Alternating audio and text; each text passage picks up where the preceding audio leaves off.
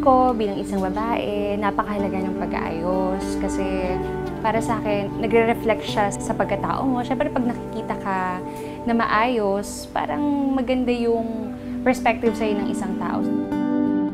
Noon kasi, mahilig ako mag-model-model. Mahilig ako sumali sa mga pa-contest. Kasi syempre, gusto ko rin gamitin yung beauty na binigay ni God para makatulong sa mother ko, lalo na nung nag-aaral ako ng college. Palaayos talaga ako even before. Kahit lumabas ako, kahit pumunta ako ng palengke, kailangan talaga nakakilay ako. Kikay ako, at saka ayoko na lumalabas ako na hindi ayos.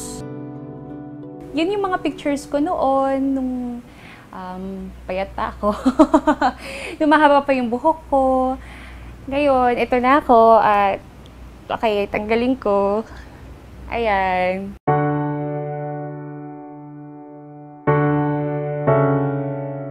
Ako si Lovely Joy Corpus. You can call me LJ. 28 years old and I am diagnosed with an ultra-rare kind of cancer, adrenal cancer. It's 1 in a million kind of cancer. And sad to say, yun, ako yung natamaan. Pero I'm still here and I am more than willing to fight for my life.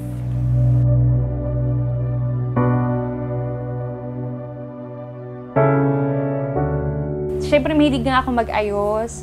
Feeling mo ang pangit-pangit mo pag kalbo ka. Lalo pag nakikita mo yung buhok mo na nagsascatter everywhere, kung saan-saan ka nang pupunta. Tapos nung pinashave ko na siya, doon ako sobrang naiyak. Na parang, oh my God, dami ko buhok ko. Kasi bilang babae, yun yung crowning glory mo eh, diba?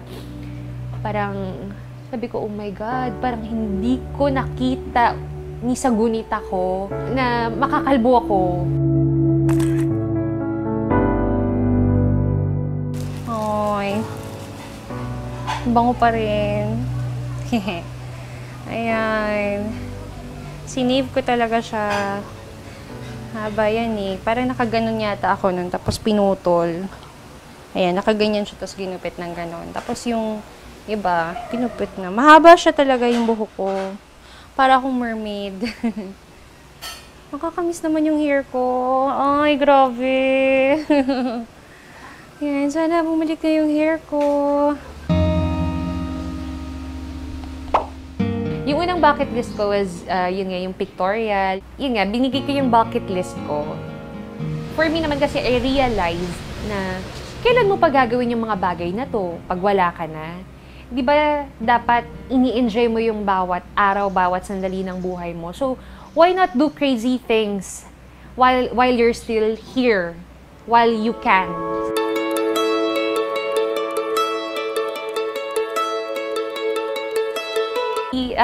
Gustong-gusto ko rin magpa-pictorial na ganito yung buhok ko. Nakalbo ako. Kasi gusto ko makita na isang araw, I went through this journey. Na parang isang araw lilingon ako na ay napagdaanan ko yan, nalagpasan ko yan. I went through hell, but I made it. Do you remember that high July, lighting up the night like fireflies? Time flew by, still light up the night like fireflies. Mga March 31st of 2014, sabi ko, parang nakakaramdam ako ng parang magkaka-UTI. Parang may UTI na naman ako. Tapos nung nagpa-check up ako, sabi sa akin ng doktor, pangatlong UTI mo na yan. So, magpa-ultrasound ka. Check natin kasi baka mamaya may stones ka na, sabing ganyan. Nung nagpa-ultrasound ako, incidental finding, may nakita na nodule. Sabi nila, bakit parang dito sa part na to, parang merong bukol, sabing ganon. Mga 9 cm pa lang siya. So, nagpa-CT scan ulit ako. Pagbalik ko, nasa na siya, 12 cm na siya.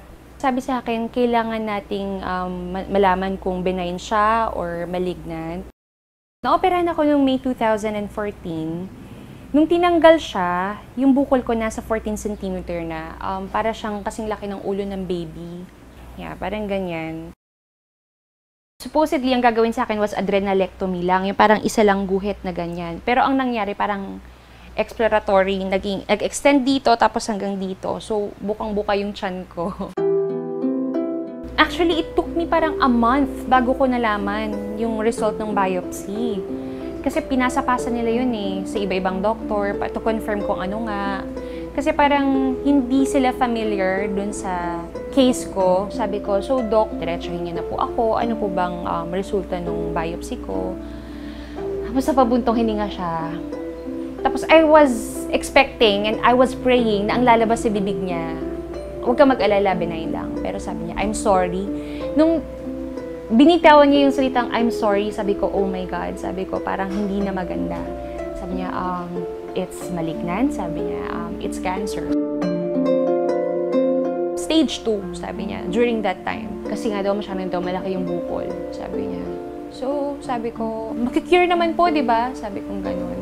Tapos sabi niya, yeah, sabi niya ganun. But it's a 50-50, sabi niya. Tapos nung lumabas ako, nung clinic niya, nag-iisip pa rin ako. Sabi ko, totoo ba to? Panaginip pa to? Sabi ko, sana panaginip lang to para magising na lang ako. Sana bangungot lang habang naglalakad ako. Hindi ko matanggap. Sabi ko, bakit naman ako? Sabi ko, bakit hindi na lang yung ibang mga tao? Bakit hindi na lang yung mga masasamang tao? Wala naman akong ginawang masama. Alam mo, feeling ko normal naman yun, siguro na mag-isip ka. Nung una, nagtanong ako kay God, sabi ko, bakit?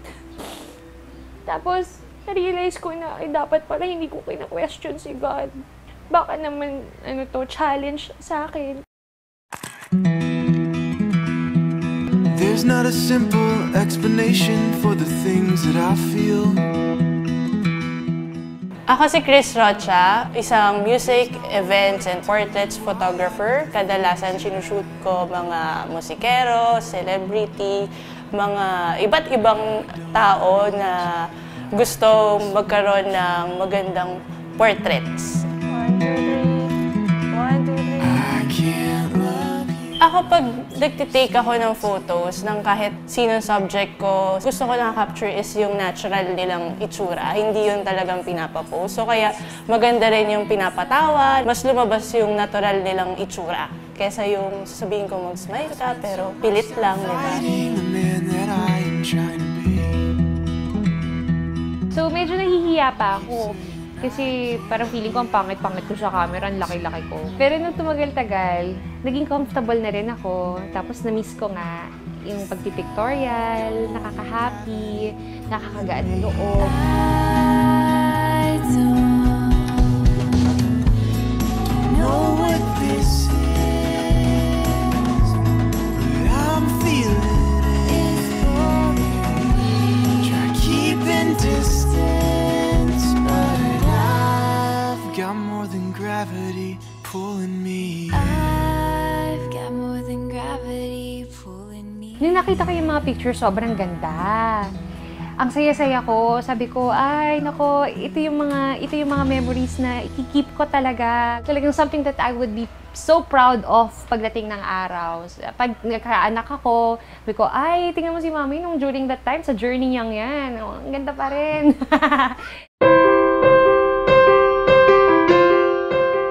So, yung pangalawang bucket list ko ay ma-meet si Sir Mike Enriquez. Kasi simula bata ako, hinahangaan ko na talaga siya. Sobra.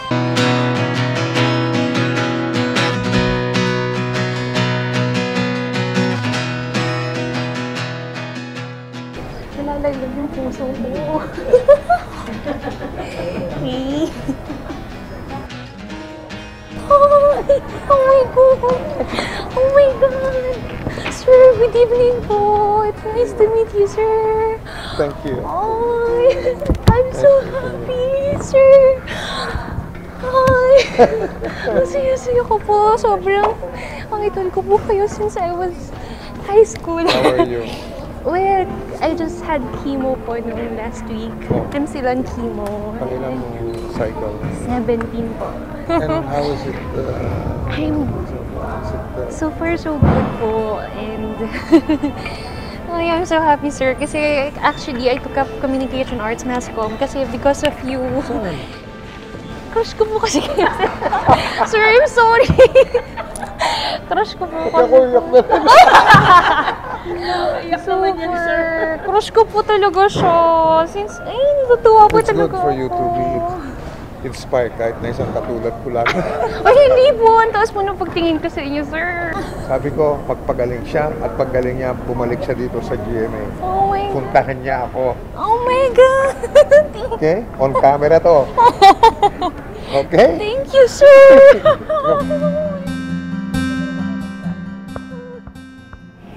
Isa to sa mga magandang alaalan talagang babaunin ko habang buhay. Thank you talaga. And yeah, thank you din kay Sir Mike for the wonderful opportunity na binigay niya sa akin. Na hindi niya ako tinanggihan, na makita ko siya. Feeling ko gagaling na ako. Ako po si Mike Enriquez. Ito ang GMA. Walang kinikilingan, walang pinoprotektahan, walang kasinungalingan. At walang kasinungalingan. At dahil hindi natutulog ang balita, nakatutok kami. 24 oras. Well, isa sa mga bucket list ko, pangatlo, yung mabigyan ko nga ng magandang birthday yung nanay ko. Kasi di ba nung na-hospital nga ako, naka-hospital arrest kami.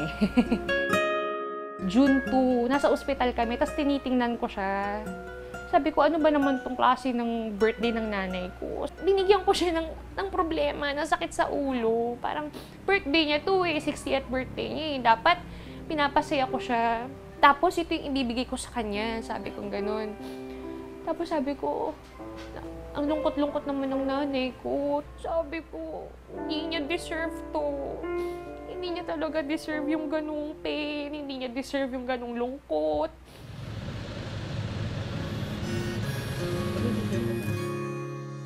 Don't look back on your mistakes. Dahil di ko siya nabigyan ng magandang birthday. Dahil nasa ospital ako. Naka-hospital arrest ako. Bibigyan ko siya ngayon ng magandang birthday. Ayan, 60. Happy 60th birthday, Mama! I don't need anyone. Tell me what am I supposed Mami, dito tayo. Surprise! Happy 60th birthday! Eh, di ba hindi ka nakapag-birthday? Eh, dito ka.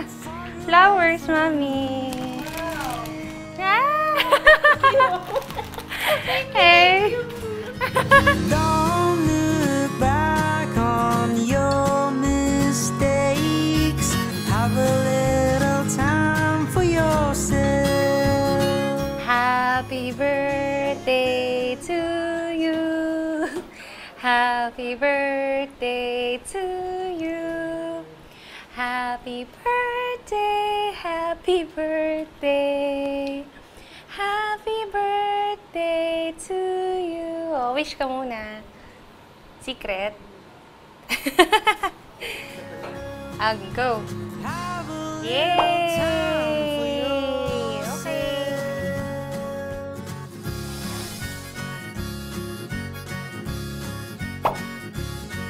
Actually, noon pa man, gusto ko na gumawa ng letter for her. Parang message ko for her. So, nabigyan ako ng pagkakataon na gumawa ng song for her. Kasi, feeling ko yun yung pinakamagandang gift na maibibigay ko. It's unique. Galing yun sa puso ko. Message yun mula sa puso ko para sa kanya.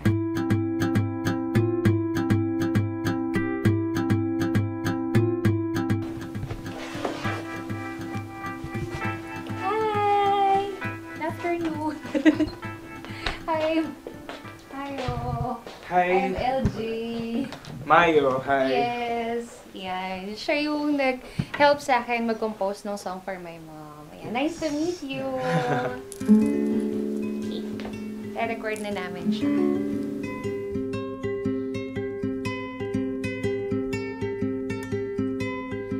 Salamat sa aral at pagmamahal. Salamat sa pagiging ina. Kung dumating man ang araw na ako ay mawala,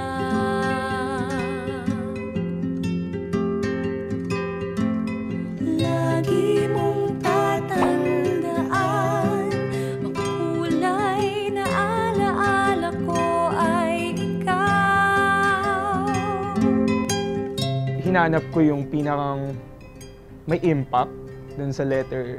And para sa akin, pinaka naramdaman ko yung pagmamahal niya, yung sinabi niya.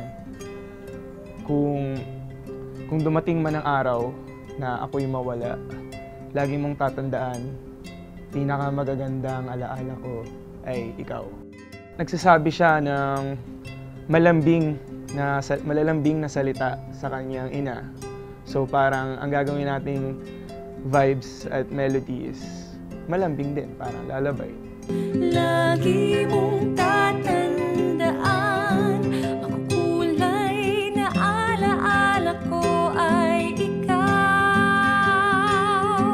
Sa buhay ko may lungkot at saya, ikaw ang biyayang nagpapaganda. Hindi magbabago hanggang sa ako ay mawala. Mahal kita, o aking ina.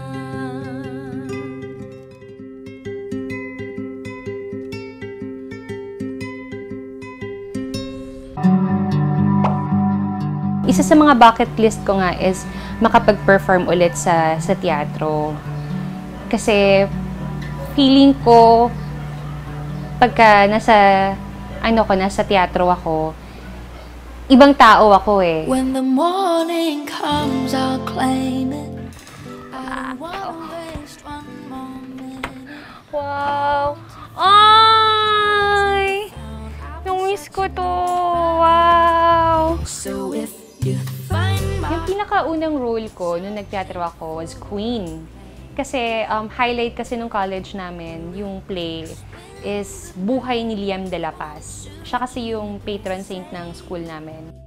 Siyempre, pag nakaapa ka ng stage, ano yun eh, self-fulfilling siya. At saka, una nakakakaba. Pero once you get there, natatanggal lahat ng kaba mo. Tapos ang sarap sa pakiramdam na pinapanood ka ng mga tao. Tapos na ipapakita mo yung talent mo. For I believe in nothing. How can I believe, or am I damned? Cannot be reprieved. I find it unfair, I find it untrue, condemned to hell when I'm just a fool, innocent, unaware of your God, your faith. Ay! Oh.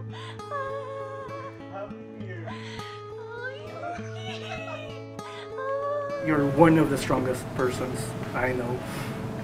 Hindi ka nagpatinag, hindi ka nagpatalo, lumaban ka.